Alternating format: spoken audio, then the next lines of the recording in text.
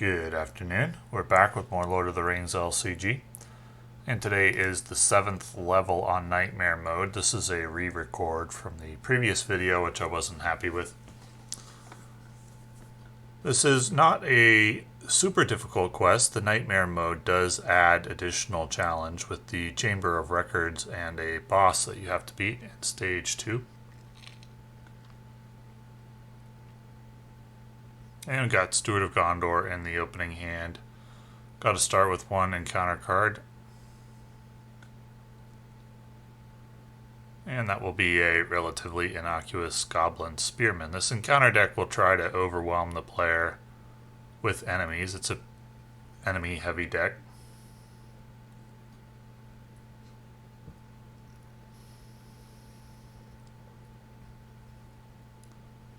So we got it's always a decision about Captain's Wisdom. I'm not convinced that's actually a good card in this deck. It may be better to swap it with something else.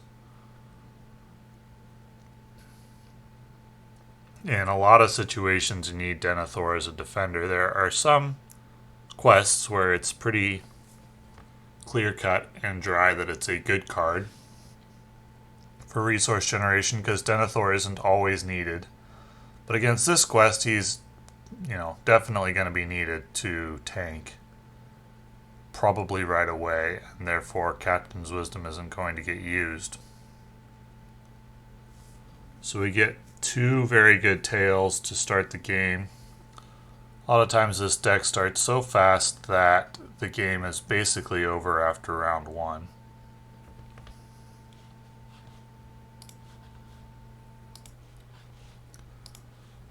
So in this case, in phase 1, we'll simply try to clear the board and then move on. So Erestor auto-commits to the quest without exhausting thanks to Book of Mazarbel. He can still defend, but he can't attack. We're going to quest pretty lightly here. The goal isn't necessarily to make huge progress on the quest, just to clear the board, and then we'll likely be able to make all the progress that we need in one round. Probably one of the attacks here should go on Erestor, but for whatever reason I don't decide to do it that way. I don't know why. Even in the moment I wasn't sure why I did that. And yet I did it anyway.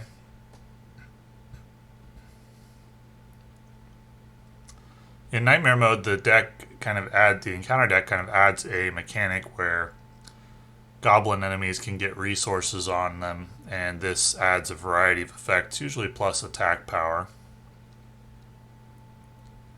Which is why that shadow card said that the enemy would get plus attack for each resource, but none of them have had a chance to get any resources on them yet.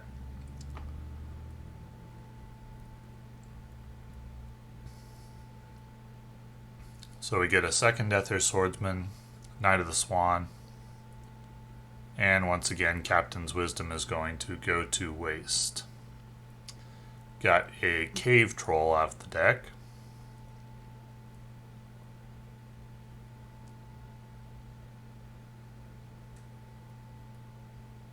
And I should have made one progress. I had 3 willpower for Forlong and 2 for Erestor, who doesn't need to exhaust to quest. The Cave Troll is going to attack the Envoy of Pelargir, and the splash damage goes on some of my other Outlands allies. And this is what I mean when I said that this quest will try to overwhelm the player, as each shadow card added a new enemy to the staging area, which can be quite annoying for some decks to deal with. With 2 Knights of the Swan, dealing with enemies is no problem. Again, I had a very, very strong turn 1 with double very good tail, both of which were productive. And from that point on, it's essentially a matter of mopping up. With 3 Ethir Swordsmen and 3 Knight of the Swans in the first, 20-something cards, first half of the deck basically, that is very, very strong.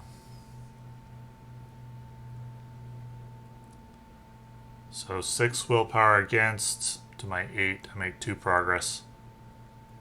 And gonna go ahead and move to that location. Just have to add a resource to each enemy. But no problem because they are likely to die right away. Attacking enemy gets +1 and another shadow card. And another spearman is added to the staging area.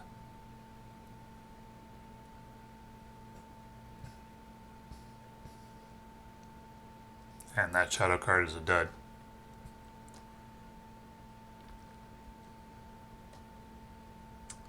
And each of those spearmen can be dealt with by 1 ally. So now is probably a good time to push for phase 2. You could make a case for waiting 1 more round. I don't know. It depends on how conservative you want to play it, I guess. Gonna grab Faramir here. That will enable me to really make the push this round without spending too many guys on it. I need 10, 14, probably 20 willpower committed to the quest to move on this round. And I could get that with 4 allies.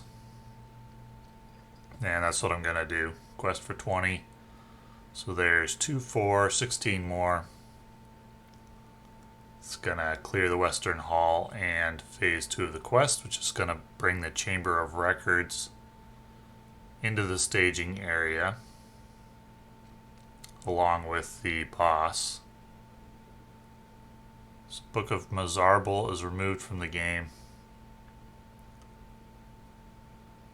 And just need 17 progress and to defeat the boss.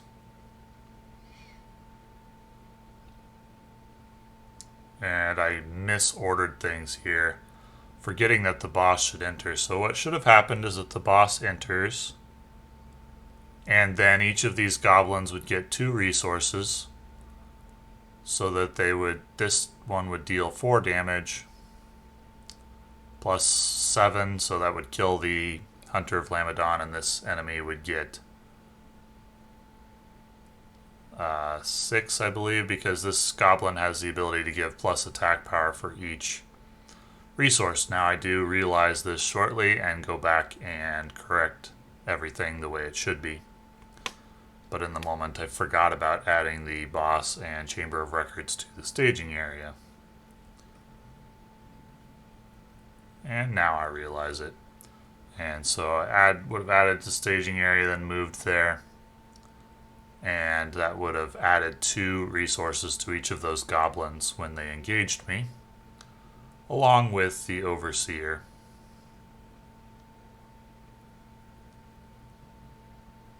And the Overseer would have had +2, +2, +2, because he gets a buff for the highest number of resources on a goblin, which was 2. So he's going to be 5 threat, willpower, or attack, and shields.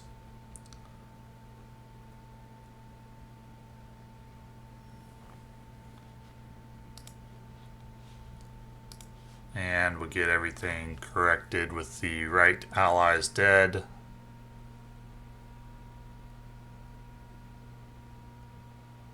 So at 5, he gets +1. That's going to be, now he's at 6 attack.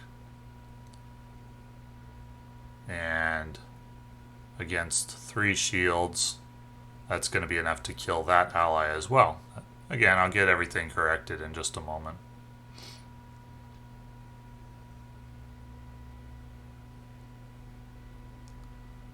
And fortunately, I did have enough attack power left over. So I have 3, 6, 9, 10, 11, 12, 13, 14, 15, 16 to do some significant damage, but not to finish off the enemy, because he should have had 6 shields, and again, I'm going to realize that in just a moment, and bring him back for 1 more round. But I will have enough attack power and willpower to end the game or to get the 17 progress I need and finish off the boss in 1 round.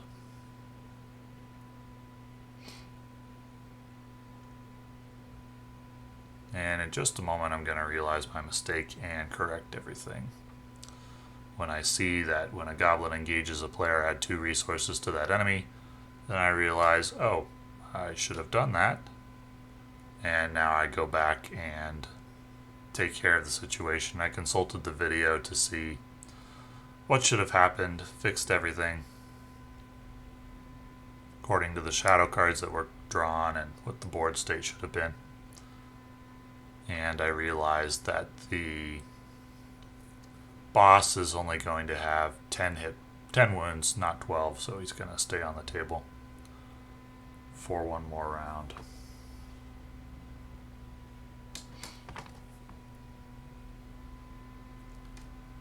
No problem with this board state.